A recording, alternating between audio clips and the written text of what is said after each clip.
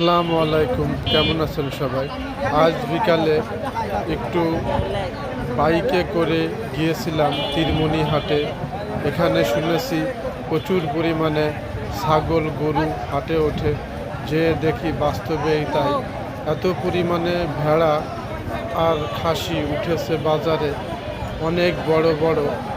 দেখে তো কিনতে মনে চালো, কিন্তু আমরা ওইভাবে প্রস্তুতি নিয়ে যাইনি। তাই যদি প্রয়োজন হয় তাহলে এই হাটে এসে খাসি ভেড়া কিনতে পারেন। অনেক ভালো হবে, অনেক বড় বড় খাসি কম দামে পাওয়া যাবে। ওপাশে বড় ছাগল দেখে অনেক ভালোই লাগলো।